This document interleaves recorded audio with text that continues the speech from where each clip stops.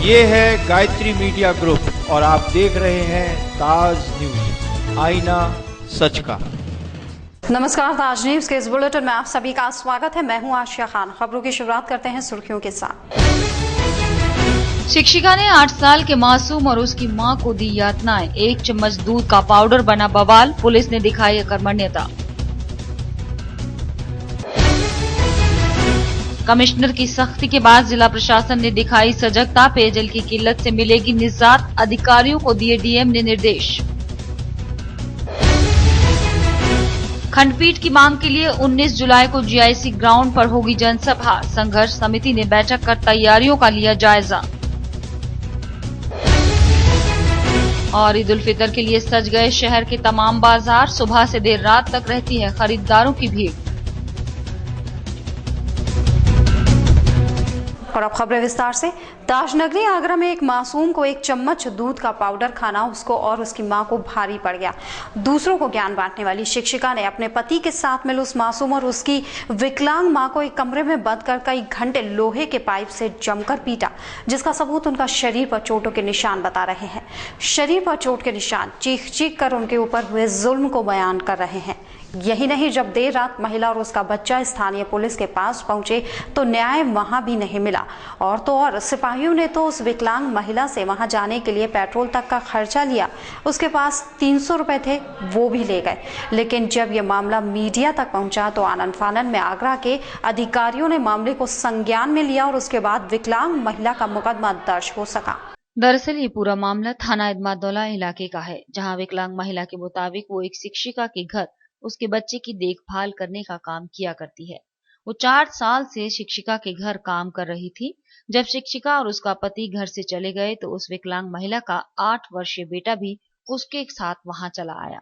उसके मासूम बेटे ने देखा कि उसकी माँ एक छोटे से बच्चे को एक डिब्बे से दूध का पाउडर ले उसे दूध बनाकर पिला रही है, तो उस मासूम से रहा नहीं गया और उसने भी उस डिब्बे से 1 चम्मच दूध का पाउडर लेकर खा लिया। इस महिला शिक्षिका के घर सीसीटीवी कैमरा लगा था, उसमें बच्चे के द्वारा दूध खाने वाला वीडियो कैद हुआ।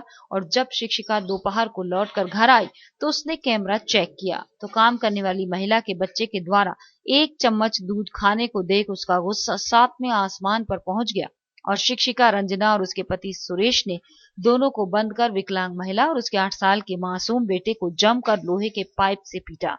वह मुश्किल देर शाम महिला को उसके बच्चे को कमरे से आजाद किया गया। इसके बाद विकलांग महिला और उसका बेटा थाना इदमादौला पहुंचे। वहां 2 पुलिस वालों ने चलने के लिए 300 रुपए पेट्रोल का खर्चा लिया, बावजूद इसके मुकदमा दर्ज नहीं हो सका।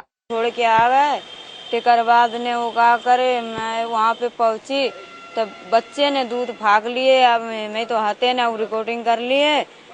बस मारवे लग गए, डंडा से साड़ी उतार दिए, बच्चन की कपड़ा खोल दिए। 1 बजे से 6 बजे तक मारवे लग। मैं गए तो मेरी बल करे, तुम्हारे आदमी चोरी करते हैं, तुम्हारे भी पीटेंगी। मेरी बल पिटवे लग गए। हम बोले कौन सी चोरी करते हैं तो बताओ नाम। बस एकरे पर मारवे लग गए। लोहा की सरिया ने भी पूरी तोड़ दिए और कह रहे कि तुम किसी को बताओगी ना तो मैं बल छोड़ूंगी ना, किसी कॉलोनी मत बताइयो। कौन लोग थे जिन्होंने तुम्हारे साथ मारपीट किया? वही रंजना ने। क्या करते तुम वहाँ पर? वही बच्चे देखते थे। तुम्हारे किसके बच्चे ने दूध की 1 चम्मच फाँक ली? मेरी बच्चे ने। तुम्हारे बच्चे ने? हाँ। उसके बाद फिर क्या किया तुम्हारा? मारवे लग गए, पिटवे लग गए। किसको मारा? मेरी नंद की यार बच्चन की। मैं पहुंची, मेरी भी पिटवे लग गए। तुम्हारे बच्चे को भी पीटा है? हाँ, खूब मारे पूरी बुरी तरह के लिए। थाने पे पहुंची थी तुम? थाने आई पुलिस? हाँ, थाने आए। रात में तो थाने आए। अब फिर थाने वाला गए तो अभी तो कुछ ना हुए भैया। और भाई कितना? बहुत। मम्मी क्या करती थी उनके घर पे तुम्हारे? बच्चे को खिलाती थी। उसके बस दूध फाँकने पे ही तुम्हारी पिटाई? किस तरह से मारा तुम्हें? लोहे की पाइप से मारा था। लोहे की पाइप से। कितनी देर तक मारा था? 1 बजे से लेकर 6 बजे तक। बंद करके रखा? क्या बोला था तुमसे? क्या बोला था? एक जने को तो लाश, एक जने को तो गिरा के ही फेंका। काय से मारा था तुम्हें? लोहे की पाइप से। पाइप से मारा था? गुरुवार सुबह इस मामले को जब अधिकारियों ने अपने संज्ञान में लिया तब कहीं जाकर उस पीड़ित महिला का मुकदमा दर्ज हुआ। फिलहाल इस पूरे मामले में पुलिस के आला अधिकारी कड़ी से कड़ी कार्रवाई करने की बात कहते नजर आए। कार्रवाई हो रही है। इसमें अभियोग पंजीकृत कर लिया गया है और इसमें गिरफ्तारी भी की जाएगी विकलांग महिला जहाँ पे कार्य करती थी अपने बेटे को ले गई थी, 6-7 साल का बच्चा है, वो 1 चम्मच दूध खा लिया था। उस आधार पर इन लोगों ने उन सब के साथ मारपीट की है। मेडिकल हो रहा है, मुकदमा पंजीकृत कर लिया गया है और उसी आधार पर कार्रवाई की जाए। लेकिन इस घटना में शिक्षिका और उसके पति ने उस माँ बेटे के शरीर पर निशान दिए हैं और सिपाहियों ने तो हद ही कर दी। एक गरीब और लाचार महिला से पेट्रोल के नाम पर 300 रुपए ले लिए। ये कैसी पुलिस है? कमिश्नर की सख्ती के बाद जिला प्रशासन ने भी दिया पेयजल व्यवस्था को सुचारू बनाने पर जोर, जिसके अधिकारियों ने विकास भवन में संपन्न हुई बैठक में संबंधित विभाग से जवाब तलब कर लिया। बैठक की अध्यक्षता कर रहे डीएम पंकज कुमार ने जहां नए हैंडपंप लगाने और रिबोर के कामों में तत्परता दिखाने के लिए सख्ती के निर्देश दिए। बीते दिनों कमिश्नरी में हुई बैठक का असर विकास भवन में बुलाई गई इस मीटिंग में देखने को मिला, जिसमें हैंडपंप्स की उपलब्धता को लेकर प्रशासन ने पूरी गंभीरता दिखाई। बैठक में जिलाधिकारी पंकज कुमार ने उपस्थित लोगों से काम की जानकारी करते हुए जमकर क्लास ली, जिन्हें विभागीय लोगों की दी गई रिपोर्ट पर जरा भी एतबार नहीं हुआ। साइंटिफिक एविडेंस कहीं लिखा हुआ है किसी किताब में? कहीं मैंने तो पढ़ी नहीं है, आपने पढ़ी होगी, आप इंजीनियर हो, कहीं लिखा हुआ है कि सेकंड लेयर में कोई इम्पैक्ट नहीं आता बारिश का? कितना आता है? कितना आता है? अरे यार कितना आता है? कहाँ लिखा है? लाइए निकाल देते, अगर नहीं लिखा है तो। नहीं लिखा तो छोड़िए, आप ज्वाइन नहीं मानेंगे ना बात। और हर हैंडपंप पे जो प्लेटफॉर्म बन गया है, जो आप 270 दिखा रहे हो कि आपने लगा दिए हैं, इन पे नाली और प्लेटफॉर्म बन गया सब में? क्यों नहीं बने तो कैसे पूर्ण बांध दिए जाएंगे महोदय, ये बताएंगे मेरे को आप? आपकी पूर्ण की परिभाषा क्या कहती है? तो कैसे पूर्ण दिखा रहे हैं आप इसको? कैसे पूर्ण दिखा रहे हैं? या आप 20 पूर्ण दिखा रहे हैं, प्लेटफॉर्म और नाली बन गई? क्यों नहीं बना भाई? क्यों नहीं बना? वो ठेकेदार की जेब में जाएगा। जिलाधिकारी पंकज कुमार ने पेयजल की किल्लत को ध्यान में रखते हुए ग्रामीण क्षेत्रों में उसे सुचारू बनाने पर जोर दिया। उन्होंने जल निगम के अधिकारियों के शासन के निर्देशों की जानकारी दी और उनके अक्षरशः पालन करने की बात पर जोर दिया। उनका कहना था कि सभी विभागों के लोग अपने कामों की पुख्ता रिपोर्ट के साथ ही मीटिंग में तैयारी के साथ आया करें। मुस्लिम बाहुल्य इलाकों में ईद को लेकर दिख रहा है अलग ही उत्साह, जिसमें इस वर्ग के लोग अपने पाक त्योहार को मनाने के लिए जोर शोर से तैयारियां कर रहे हैं। एक और जहां घरों और गली मोहल्लों में साफ सफाई का दौर चल रहा है, तो वहीं बाजार हाटों में भी खान पान के सामान से लेकर पहनने व ओढ़ने की जमकर खरीदारी की जा रही है। रमजान का पाक महीना समाप्ति की ओर है और ईद का त्योहार जल्द ही दस्तक दे रहा है। इसके लिए मुस्लिम भाई बहनों ने अभी से जोर शोर से खरीदारी करना शुरू कर दिया है। त्योहार पास आते हैं, बदहाल पड़े बाजारों में रौनक आ जाती है। ईद पर मुस्लिम भाई ढेर सारे कपड़े और तरह तरह की मिठाइयाँ तो खरीदते हैं, लेकिन इस दिन सबसे स्पेशल डिश होती है, वो है सेवइयाँ, जिसके लिए ये त्योहार जाना जाता है। इसके साथ ही लोग आपसी गिले शिकवे भूलकर एक दूसरे को गले लगाकर ईदी की मुबारकबाद देते हैं। सेवइयाँ वगैरह बनती हैं, सजला पहनी जो भी वगैरह होता है सब बनता है, मीठा आता है, फल वगैरह आते हैं, बच्चों के कपड़े आते हैं, हम लोग सब तैयारी पे लगे रहते हैं। ईद का त्योहार होता है ना, वो साल में एक बार आता है। पूरे 30 दिन रोजे रखो।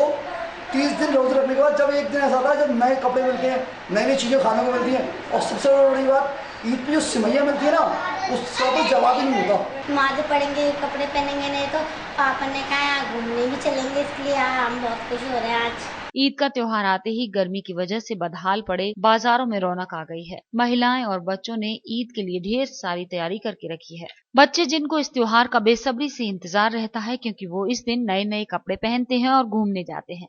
महिलाएं त्योहार पर कई तरह के पकवान और मिठाइयां बनाती हैं और मेहमानों की खातिरदारी करती हैं, जबकि आपसी भाईचारे का संदेश देना ये त्योहार हर खास व आम के लिए बराबर का महत्व रखता है और तैयारियों में कहीं कोई कसर नजर नहीं आ रही है। ईद के लिए सब मैंने ईद वालों की शुभकामनाओं के लिए बैठे हुए हैं और क्या मैंने बढ़िया से बढ़िया जो उनको खैनी खिला रहे हैं। हाईकोर्ट बेंच की स्थापना की मांग को लेकर जनपद के अधिवक्ता 19 जुलाई को जीआईसी मैदान में जनसभा करेंगे। उच्च न्यायालय की स्थापना संघर्ष समिति ने दीवानी में बैठक कर जिसकी तैयारियों का जायजा लिया। समिति के लोगों ने जानकारी देते हुए बताया कि कार्यक्रम के जरिए केंद्र सरकार के कानों तक खंडपीठ की आवाज पहुंचाने की कोशिश की जाएगी। आगरा में लंबे समय से हाईकोर्ट बेंच की मांग कर रहे वकीलों ने एक बार फिर हुंकार भरी है, जिसके लिए बनी नई स्थापना संघर्ष समिति ने दीवानी में एक बैठक बुलाई और अपने प्रस्तावित कार्यक्रम के बारे में रूपरेखा तैयार की। दरअसल खंडपीठ की मांग को लेकर चल रहे आंदोलन के क्रम में 19 जुलाई को वकीलों ने एक विशाल जनसभा जीआईसी मैदान पर आयोजित की है, जिसको सफल बनाने के लिए इस बैठक में विभिन्न बार एसोसिएशंस के मेंबर्स और पदाधिकारियों के साथ विचार विमर्श किया गया। खंडपीठ स्थापना संघर्ष समिति का पूर्व घोषित कार्यक्रम जो जीआईसी मैदान में जनसभा होने के लिए जा रही है, उसी के सापेक्ष तैयारियों के लिए ये जनसभा के लिए मीटिंग रखी है और आगामी रणनीति आज इस तय की गई है, किस तरीके से हमें आगे जो हमारी रणनीति है उसके तहत हमें कैसे तैयारियां करनी है, जिससे सभी राजनीतिक दल, सामाजिक संगठन और जो बार एसोसिएशन है सबको जोड़ करके जीआईसी मैदान में होने वाली जनसभा को एक ऐतिहासिक जनसभा बनाया जा सके, जिससे ये केंद्र सरकार के कानों में ये आवाज जाए और जिससे निश्चित रूप से खंडपीठ की स्थापना अतिशीघ्र आगरा में हो सके। हर अधिवक्ता चाहता है, आगरा की जनता चाहती है कि खंडपीठ आगरा में होनी चाहिए और मैं भी चाहता हूँ कि आगरा में खंडपीठ बने और सबको सस्ता सुलभ न्याय मिले। ये मांग आज से नहीं है, ये करीब 56 साल हो गए और निरंतर हम लोग प्रयास कर रहे हैं और मेरा विश्वास है खंडपीठ आगरा में बनेगी। आंदोलन चल रहा है खंडपीठ स्थापना की मांग को लेकर। अभी 6 तारीख को आगरा बंद का आह्वान किया गया था, जिसमें आगरा बंद हुआ था और सभी व्यापारिक और राजनीतिक संगठनों ने उसमें अपना सहयोग दिया था। उसी से उत्साहित होकर 19 तारीख को जीआईसी मैदान में एक जनसभा जन आंदोलन बनाने के लिए और जनता को इस आंदोलन से जोड़ने के लिए आहूत की गई है। यूपी उच्च न्यायालय खंडपीठ स्थापना संघर्ष समिति और सारे युवा अधिवक्ता उसमें साथ में मिलकर सभी जनता को जोड़कर उस आयोजन को सफल बनाने के लिए उत्सुक और आतुर है। गौरतलब है कि पिछले 26 सालों से काले कोट की केंद्र सरकार से लड़ाई चली आ रही है, जिसके संबंध में धरना प्रदर्शन से लेकर लाठी डंडा तक खाने में अधिवक्ता पीछे नहीं रहे, लेकिन नतीजा नाउम्मीद करने वाला ही रहा। लेकिन समय के साथ युवा जोश ने एक बार फिर हुंकार भरी और नए सिरे से आंदोलन की कमाल संभाली। 19 जुलाई को होने वाली जनसभा में जिसका अलग ही रूप देखने को मिल सकता है। रिहायशी इलाके में बम पटाखों की थोक की दुकान के आवंटन से क्षेत्रीय लोगों में भारी रोष है, जो इस आवंटन के लिए जिला प्रशासन से बेहद नाराज हैं। मामला केंद्रीय हिंदी संस्थान रोड खंदारी का है, जहां व्यवसायिक कॉम्प्लेक्स होने के साथ साथ रिहायशी अपार्टमेंट के अलावा घनी आबादी की बस्ती भी है, लेकिन वहां पर पटाखों की दुकान का लाइसेंस हो जाना नियम और कायदों को खुलेआम चुनौती से कम नहीं है। खंदारी इलाके में स्थित केंद्रीय हिंदी संस्थान रोड कोई पहचान का मोहताज नहीं है, जिस पर हर वक्त लोगों का आना जाना लगा रहता है, जबकि व्यवसायिक प्रतिष्ठानों के साथ साथ बड़ी संख्या में ठेल धकेल भी लगती है। यहाँ तक तो सब ठीक ठाक था, लेकिन प्रशासन के एक छोटे से फैसले ने यहाँ के लोगों की नींद उड़ा दी है, जिसका दुकानदार से लेकर वहाँ के बाशिंदे भी विरोध कर रहे हैं। आम लोगों का कहना है कि किसी भी रिहायशी इलाके में ऐसी दुकान खतरे की किसी घंटी से कम नहीं है। इनके पटाखे की दुकान का लाइसेंस बनना है, उसके विरोध में यहाँ पे जनता एकत्रित हुई है और उसमें जो है यहाँ पे सभी शराब की दुकानें, हलवाई की दुकानें, हॉस्पिटल है, कोचिंग सेंटर है। इससे कभी भी अप्रिय घटना कभी भी हो सकती है, जिसके लिए प्रशासन जिम्मेदार होगा और प्रशासन अपनी जिम्मेदारी से ही देगा। उसके लिए हम कलेक्ट्रेट पे धरना देने के लिए भी तैयार हैं। हम निवेदन करते हैं जिलाधिकारी महोदय से कि इसको निरस्त करा जाए। आंदोलन के लिए भी हम तैयार रहेंगे। प्रशासन से का गिरफ्तार करना पड़ेगा, अपनी बात पहुंचाना चाह रहे हैं कि कलेक्ट्रेट का गिरफ्तार भी करना पड़ेगा, यहाँ पर परमिशन न दी जाए दुकान खोलने की। दरअसल अग्निशमन विभाग भी किसी भी जगह पर थोक की दुकानों की एनओसी नहीं देता, लेकिन फिर भी न जाने कैसे यहाँ पर लाइसेंस स्वीकार कर लिया गया, जो नियम और कायदों के लिहाज से एक बड़ी चूक है। गौरतलब है कि यहाँ कमर्शियल कॉम्प्लेक्सेस के अलावा रिहायशी अपार्टमेंट भी हैं, जिसके चलते स्थानीय निवासियों को किसी अप्रिय घटना का डर सता रहा है। उन्होंने प्रशासन से इस लाइसेंस को निरस्त करने की मांग उठाई है। आगरा दिल्ली हाईवे पर इन दिनों बारिश से लोगों की मुश्किलें बढ़ गई हैं। बारिश के चलते गड्ढों में पानी भर जाने के कारण गड्ढे दिखाई नहीं देते और लोग उसमें गिरकर घायल हो रहे हैं। इतना ही नहीं, इन गड्ढों के कारण लोगों को जाम का भी सामना करना पड़ रहा है। बावजूद इसके हाईवे अथॉरिटी का इस ओर कोई ध्यान नहीं है। कभी कभी गड्ढे किसी की जिंदगी पर भारी पड़ जाते हैं, तो कई लोग इन गड्ढों में गिरकर अपनी जान गंवा चुके हैं, लेकिन आंखें मूंद कर बैठे हाईवे अथॉरिटी को इस बात से कोई फर्क नहीं पड़ता। सिकंदरा से लेकर भगवान टॉकीज तक के हालात तो पहले से भी बदतर हैं, लेकिन इस ओर किसी का कोई ध्यान नहीं। इतना ही नहीं, गड्ढे हो जाने के कारण कई बार यहाँ जाम की स्थिति भी पैदा हो जाती है, तो लोगों को जाम के झाम का सामना करने के लिए मजबूर होना पड़ता है। गौरतलब है कि अभी कुछ दिन पहले वाटर वर्क्स में हुए गड्ढों को बार बार छीछा लेदर के बाद हाईवे अथॉरिटी ने बनवा दिया था, वरना गड्ढों के कारण आगरा दिल्ली कानपुर हाईवे पर हमेशा जाम बना रहता है। लेकिन भगवान टॉकीज से खंडारी मार्ग की अभी तक हाईवे अथॉरिटी को सुध नहीं। ऐसे में अगर कोई हादसा होता है तो इस हादसे का जिम्मेदार कौन होगा, ये एक बड़ा सवाल है। फिलहाल यहाँ तक तो चला एक छोटे से ब्रेक का। ब्रेक के बाद जल्द हाजिर होंगे। देखते रहिए ताज न्यूज।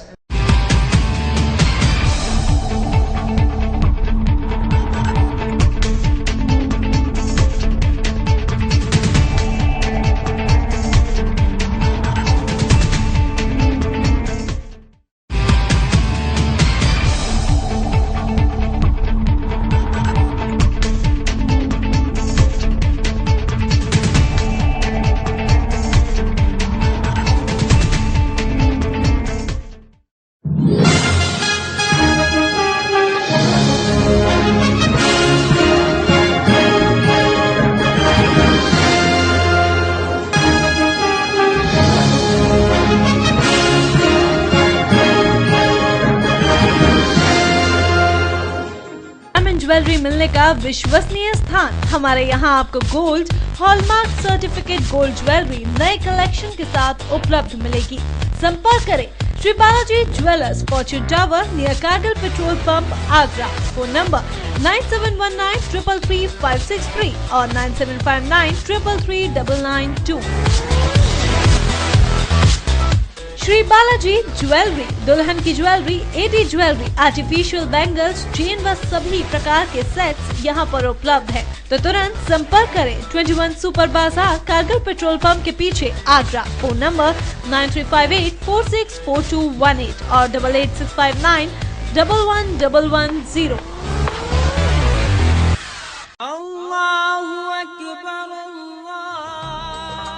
क्या है इस्लाम के 5 फर्ज? क्या है इस्लाम के मायने? रमजान क्या है? क्या है रमजान की फजीलतें?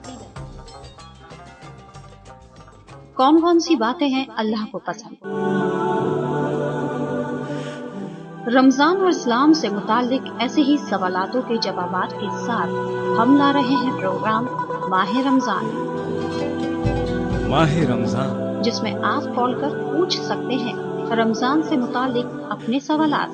आप हमसे राब्ता कर सकते हैं इस नंबर पर 0562-688-8845। माह रमजान देखिए 19 जून से हर रोज सुबह 11 बजे सिर्फ ताज 786 पर।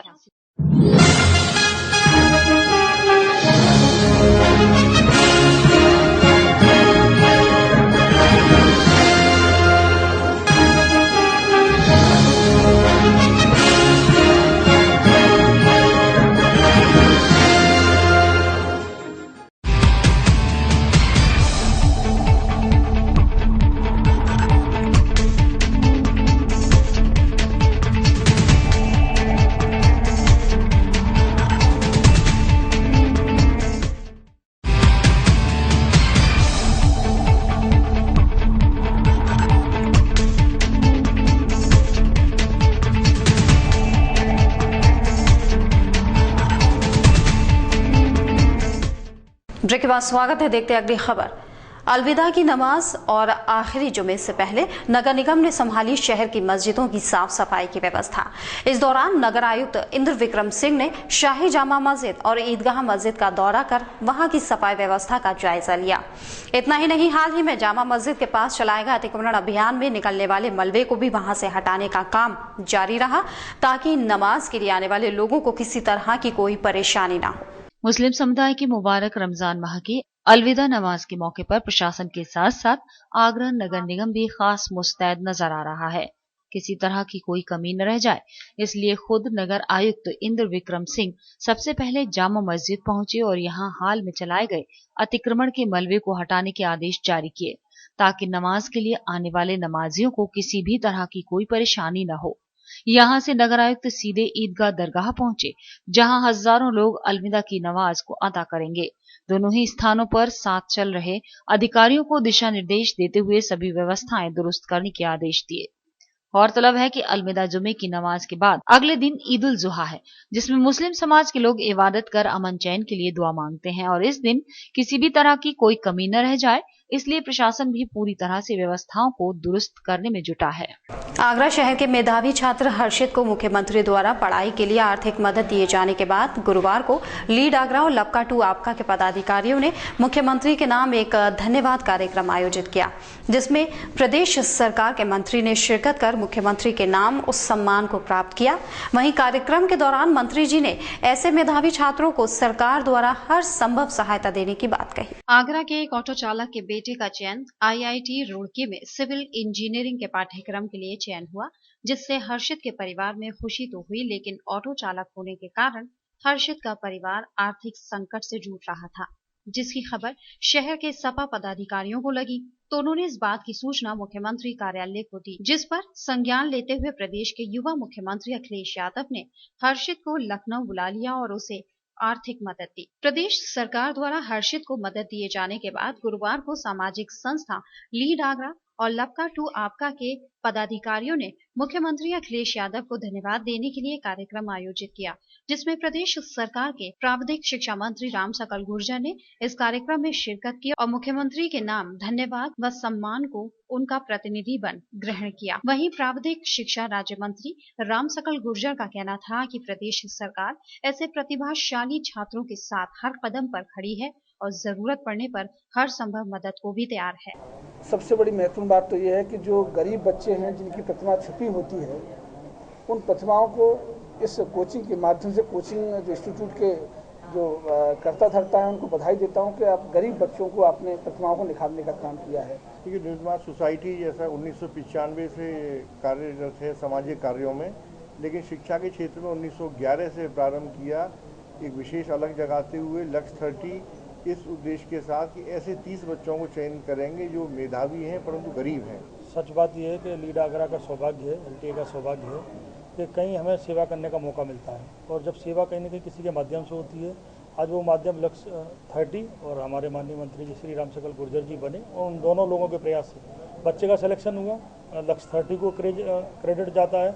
बच्चे की फीस के लिए या उसके आगे पढ़ाई के लिए जो सुविधाएं दी, माननीय मंत्री जी ने मुख्यमंत्री जी से मिलकर जो सहयोग कराया, तो मैं उनको और माननीय मुख्यमंत्री जी को दोनों को बधाई भी देना चाहता हूं। उत्तर प्रदेश शासन से लेकर आगरा प्रशासन और आगरा पर्यटन संस्थाओं से लेकर ताज नगरी की मेहमान नवाजी जनता ने पर्यटकों को दी जाने वाली सुविधाओं और सुरक्षित वातावरण के दावों को पूरा करने के लिए प्रयास किए हैं, जिसके लिए विभाग ताजगंज प्रोजेक्ट, हेरिटेज विभाग, मुगल म्यूजियम, अंडरग्राउंड पार्किंग सहित कई सुविधाएं होंगी।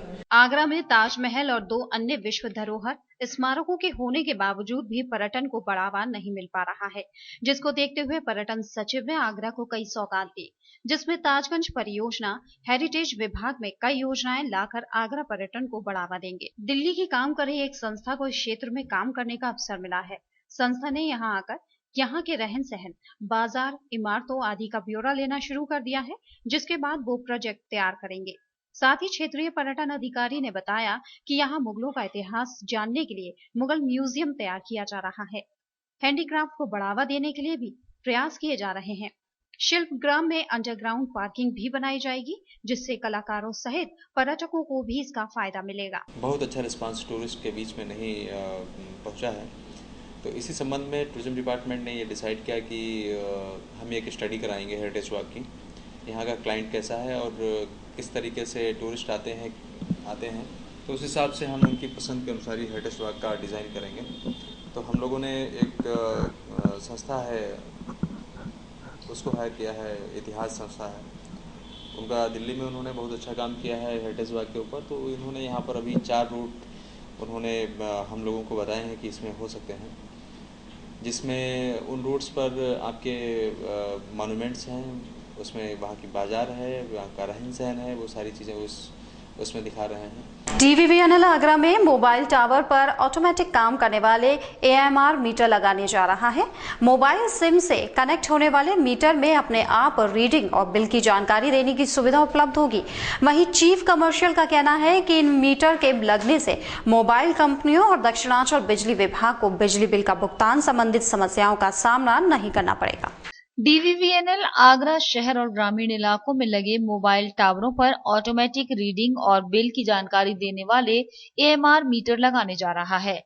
आगरा की सीमा में करीब 6000 मोबाइल टावर लगे हैं जो अलग अलग कंपनियों के हैं, जिन्हें DVVNL एक सम्मानित उपभोक्ता के रूप में देखता है।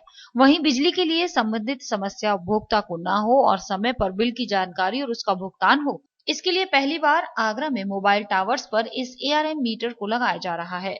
विद्युत वितरण निगम में जितने भी मोबाइल टावर्स हैं वो हमारे बड़े प्रीमियम कंज्यूमर हैं, सम्मानित उपभोक्ता हैं। वो बिल समय से देना चाहते हैं, लेकिन विभिन्न कारणों से प्रैक्टिकल डिफिकल्टी, समय पर रीडिंग उनकी नहीं आ पाती है। अगर हमारा मीटर रीडर ज़्यादा है तो रीडिंग उनका कमरा बंद मिलता है। हम लोगों ने तय किया है कि वहाँ ऑटोमेटिक मीटर रीडिंग इंस्ट्रूमेंट के लगा दिए जाएँ, जिससे एक ही स्थान पर उनकी रीडिंग इकट्ठी हो जाया करे और इंटरनेट के माध्यम से उन सभी को बिल डिलीवर कर दिया जाए, जाके समय पर वो हमारा बिल भी उन्हें मिल सके और उनका भुगतान मिल सके। दक्षिणांचल चीफ कॉमर्शियल सत्यवीर सिंह राठौर ने बताया कि ARM मीटर में एक सिम कार्ड को लगाया जाएगा, जो मीटर में आने वाली रीडिंग को उपभोक्ता और DVVNL विभाग को बताने का काम करेगा। साथ ही टावर पर कब और कितनी बार बिजली आई और उसका कितना हिस्सा प्रयोग उपभोक्ता ने किया, इसके लिए भी जानकारी देगा। DVVNL फिलहाल इस प्रकार के मीटर्स को मोबाइल टावर पर पहली बार लगाकर प्रयोग कर रहा है।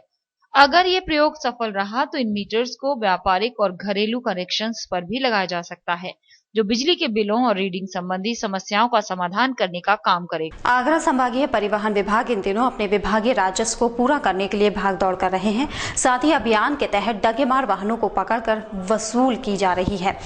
RTO JS कुशवाहा के अनुसार हफ्ते भर चलने वाले अभियान में 1772 गाड़ियों के चालान काटे गए, जिसमें 1080 चालान आगरा की सड़कों से काटे गए हैं और इन चालानों की बदौलत विभाग को 40,68,000 की बकाया राशि प्राप्त हुई है। अपने विभागीय राजस्व को प्राप्त करने के लिए RTO अधिकारियों ने सड़कों पर भागदौड़ शुरू कर दी। इस भागदौड़ को एक अभियान का रूप दिया गया, जिसमें हफ्ते भर की कार्रवाई में 1772 गाड़ियों के चालान हुए और 40,68,000 की राशि प्राप्त हुई। जिन वाहनों के चालान काटे गए उनमें से 1080 गाड़ियों पर आगरा में कार्रवाई की गई। साथ ही इन वाहनों में से 824 वाहनों को बंद भी कर दिया गया। RTO JS कुशवाहा के अनुसार इस अभियान के सहयोग से वो अपने विभागीय राजस्व के लक्ष्य को प्राप्त कर लेंगे। पिछले महीने में आगरा के 3 दलों ने मिलकर के 1080 गाड़ियों का चालान किया और उसमें 824 गाड़ियां बंद, और इनके बंद होने और चालान होने से पूरे आगरा जिले में केवल 68 लाख रुपया जुर्माना प्राप्त हुआ। RTO से मिली जानकारी के अनुसार एक ARTO को 30 लाख की राशि का टारगेट दिया जाता है, जो प्रत्येक माह में पूरा करना होता है। और जब भी विभागीय अधिकारी को लक्ष्य पूरा करने में परेशानी होती है, तभी विभाग एक अभियान को शुरू कर देता है। इन अभियानों के चलने से विभाग को तो राजस्व मिलता ही है, साथ ही सड़कों पर डग्गेमार वाहन के रूप में चलने वाले वाहनों पर लगाम लग जाती है और हादसों की संख्या में भी कमी आती है। फिलहाल यहाँ रुकेंगे एक और छोटे से ब्रेक के लिए, जल्द हाजिर होंगे। देखते रहिए ताश न्यूज़।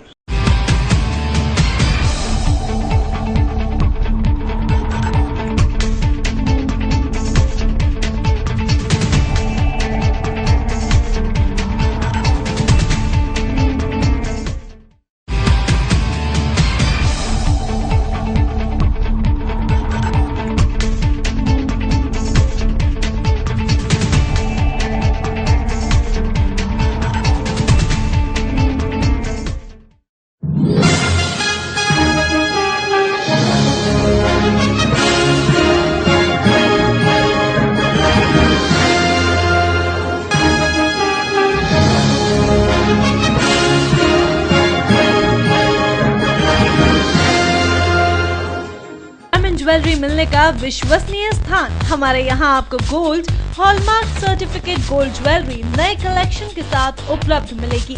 संपर्क करें Shri Balaji jewellers, fortune tower near Kargil petrol pump, Agra. Phone number 9719333563 और 9759333992। श्री बालाजी ज्वेलरी, दुल्हन की jewellery, AD jewellery, artificial bangles, chain व सभी प्रकार के सेट्स यहाँ पर उपलब्ध है। तो तुरंत संपर्क करें 21 सुपर बाजार, कारगिल पेट्रोल पंप के पीछे, आगरा। फोन नंबर 9358464218 और 88659 111110।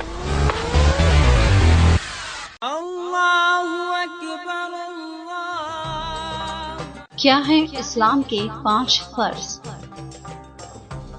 क्या है इस्लाम के मायने? रमजान क्या है? क्या है रमजान की फजीलतें? कौन कौन सी बातें हैं अल्लाह को पसंद? रमजान और इस्लाम से मुताल्लिक ऐसे ही सवालातों के जवाबात के साथ हम ला रहे हैं प्रोग्राम माह रमजान, जिसमें आप कॉल कर पूछ सकते हैं रमजान से मुताल्लिक अपने सवालात।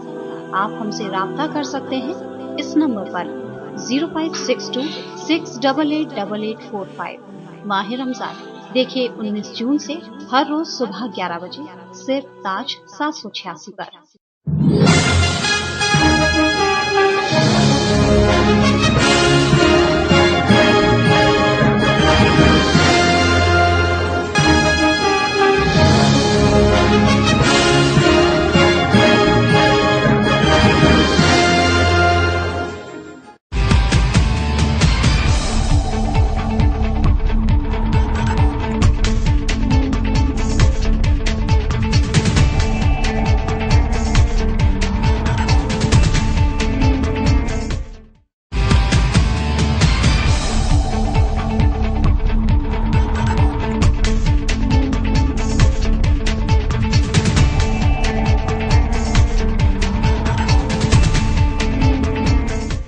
ब्रेक के बाद स्वागत है। देखते हैं अगली खबर। शहर में देशी शराब की दुकानों का हिंसापूर्वक विरोध किया जा रहा है। जगह जगह हंगामे देखे जाते हैं, जिसमें पीड़ित परिवारों की महिलाओं के साथ समाज सेवी और स्वतंत्रता सेनानी भी विरोध जाहिर कर रहे हैं। लेकिन आदर्श समाज पार्टी के राष्ट्रीय अध्यक्ष शराब के विरोध की इस लड़ाई को गांधीवादी तरीके से लड़ेंगे। पूर्व में इस लड़ाई को लड़ चुके डॉक्टर चंद्रपाल एक बार फिर शराब की दुकानों को शहर में खुलने से रोकने के लिए पीड़ित परिवारों की ताकत बनेंगे। भ्रष्टाचार न हो और नशा मुक्त भारत बने, और उसके लिए सबसे पहले हम ही ने जीवनी मंडी में और मैं सब जो आवाज़ उठाई थी, दाने मंडी में नई दुकान खोलने की उसके लिए आवाज़ उठाई, तो उसमें यही कहा गया था। वहाँ नाइक मंडी जीवन मंडी में तो 4 से 5 लोग इकट्ठे हुए थे, बड़ा स्वागत किया था, जब बात कही गई थी। मगर वहाँ के लोगों को कहा गया बाद में, वो चले गए कि साहब हमको कोई आपत्ति नहीं है, तो नई दुकान वहाँ गई, एक अंग्रेजी की दुकान बंद कर दी गई थी, मगर देसी शराब की दुकान। उस समय हमने ये बात उठाई थी सोच के कि शराब है यानी सारा का सारा अपराधीकरण का एक बहुत बड़ा कारण है समाज का। और वो जब शराब की आदमी आदत पड़ जाती है तो कुछ नहीं मिलता, तो वो लूट खसोट करने लगता है, चोरी चपाटी करने लगता है, अपराध करता है। तो इसलिए बहुत ही गंभीर मामला है। और हम तो मध्य से सचिव उत्तर प्रदेश गए 88 में 8-9 महीने, तो हम चाहते हैं कि सारा देश जो है नशा मुक्त। नेत्रदान महादान के संकल्प को लेकर शहर में कार्य कर रही सामाजिक संस्था आगरा विकास मंच ने गुरुवार को इस अभियान के 10 वर्ष पूरे होने पर एसएन मेडिकल कॉलेज के नेत्र विभाग में गोष्ठी का आयोजन किया। कार्यक्रम के ही साथ इस अभियान से लोगों को कैसे और जागरूक किया जाए, इसके लिए एक पोस्टर का विमोचन भी किया गया। नेत्रदान महादान के संकल्प से कार्य कर रही शहर की सामाजिक संस्था आगरा विकास मंच और हेल्प आगरा ने इस अभियान के 10 वर्ष पूरे होने पर एक गोष्ठी का आयोजन एसएन मेडिकल कॉलेज के नेत्र विभाग में किया। मेडिकल कॉलेज में आयोजित हुई इस गोष्ठी में इस अभियान के सफल होने पर चर्चा की गई और इस अभियान से शहर के लोगों को कैसे और जोड़ा जाए, इस विषय पर संस्था के पदाधिकारियों ने अपने अपने विचार रखे। संस्था के पदाधिकारियों का कहना था कि इस अभियान की शुरुआत उन्होंने सन 2005 में की थी, जिसका बहुत सफल परिणाम रहा। संस्था के पदाधिकारियों का कहना था कि अगले 6 माह में इस अभियान का वो शहर में बहुत तेजी से प्रचार प्रसार करेंगे, जिससे जरूरतमंद को इनका लाभ मिल सके। इस गोष्ठी के दौरान एसएन मेडिकल कॉलेज के नेत्र विभाग के विभागाध्यक्ष हिमांशु यादव ने इस प्रचार प्रसार के पोस्टर का विमोचन संस्था के पदाधिकारियों के साथ मिलकर किया। इस अभियान के तहत हमारा पर्पज ये होगा पब्लिक को जागरूकता करना, जिससे ज़्यादा से ज़्यादा आई डोनेशन आए और हमारे ज़्यादा से ज़्यादा हमारे मरीजों को इसका लाभ। चिंता का विषय है। आज 10 वर्ष पूरे हो रहे हैं, लेकिन विगत 1 वर्ष से आगरा में नेत्रदान अभियान में कहीं न कहीं कमजोरी आई है। डॉक्टर हिमांशु एक बहुत ही डायनेमिक चिकित्सक, मैं कहूँगा उनकी डीजे पांडे से तुलना करता हूँ, उन्होंने दोबारा चार्ज लिया है एसएन मेडिकल कॉलेज के हेड ऑफ डिपार्टमेंट। खुद चाहते भी हैं बड़ी ऊर्जा के संग, और हमारा प्रयास होगा कि 3 महीने इतना जन आंदोलन के रूप में प्रचार प्रसार करें कि जो 2008 और 9 में सर्वश्रेष्ठ 122 नेत्रदान करके एक रिकॉर्ड बनाया था, उसको इसी स्थिति को फिर पार कर सकें। आगरा बहुत जागरूक और जीवंत लोगों का शहर है, और इसका संदेश एसएन मेडिकल कॉलेज, आगरा विकास मंच क्षेत्र बजाजा कमेटी ने नेत्रदान और देहदान अभियान आगरा से शुरू करके दिया। अब प्रदेश में सर्वाधिक नेत्रदान और देहदान आगरा शहर में हो रहे हैं। जैसा भी अशोक जी ने बताया कि पिछले 1 वर्ष में कहीं कुछ शिथिलता या एक विराम आया है। हम लोग एसएन मेडिकल कॉलेज के साथ मिलकर आने वाले 6 महीनों में योजनाबद्ध तरीके से शहर में एक अभियान चलने जा रहे हैं, और न केवल प्रदेश में, हम आगरा शहर को देश में एक अग्रणी स्थान नेत्रदान के क्षेत्र में बनाने का प्रयास है। इस गोष्ठी के दौरान संस्था के पदाधिकारियों का कहना था कि ये अभियान सफल तो हुआ है, लेकिन कुछ वर्षों से इस अभियान में थोड़ी कमी भी आई है। लेकिन हमारी संस्था दोबारा इस अभियान से शहरवासियों को इस नेक काम के लिए जागरूक करेगी। सुप्रसिद्ध गायक और केंद्रीय राज्य मंत्री बाबुल सुप्रियो ने अपने परिवार के साथ विश्व के अजूबों में शामिल ताजमहल का दीदार किया। इस दौरान उन्होंने अपने फैंस के सामने अपनी गायकी के चुनिंदा गानों को गुनगुनाकर उन्हें खुश भी कर दिया। ताजमहल जिसकी खूबसूरती का हर कोई कायल है, शायद यही कारण है कि जिसके बाद हर दिन हजारों की तादाद में सैलानी ताजमहल का दीदार करने आगरा आते हैं। इस बार ताज की खूबसूरती ने बॉलीवुड के मशहूर प्लेबैक सिंगर और केंद्रीय राज्य मंत्री बाबुल सुप्रियो को अपनी ओर आकर्षित किया, जिसके बाद सुप्रियो ने अपने पूरे परिवार के साथ ताज का दीदार किया। ताज की खूबसूरती को देख बाबुल सुप्रियो मंत्रमुग्ध हो गए। सुप्रियो ने बताया कि आगरा एक बहुत ही अच्छा शहर है, साथ ही यहाँ रहने वाले लोग भी बेहद अच्छे हैं। आने वाले समय में आगरा शहर की तस्वीर देखते ही बनेगी, क्योंकि केंद्र सरकार का ध्यान आगरा की तरफ पूरी तरह से है, क्योंकि आगरा शहर में पूरे हिंदुस्तान में सबसे अधिक सैलानी आते हैं। इसलिए आगरा को बेहतर आधुनिक पर्यटन नगरी बनाने की कोशिश में केंद्र सरकार लगी है। आगरा शहर के लिए बाबुल सुप्रियो ने अपने चिर परिचित अंदाज में एक गाना भी गुनगुनाया, जिसे उन्होंने बॉलीवुड की एक मूवी कहो ना प्यार है में गाया था। राजनीति में जब मैं जाता हूँ, लोग कभी पुल के लिए, कभी सड़क के लिए, कभी पानी के लिए, कभी और चीज़ों के लिए, नौकरी के लिए, उसके लिए बात करते हैं। वहाँ पे भी रिक्वेस्ट आते थे, मुझे उनको खुश करना पड़ता था। यहाँ पे भी रिक्वेस्ट आता है, मुझे खुश करना पड़ता है। और एक ये भी मैं कहूँगा कि एक मौका मिला है कि लोगों को जिन्होंने प्यार दिया है उनको मैं कुछ वापस दूँ। ताज न्यूज़ के इस बुलेटिन में फिलहाल इतना ही। अगले बुलेटिन में आपसे फिर मुलाकात होगी। दीजिए इजाजत, नमस्कार।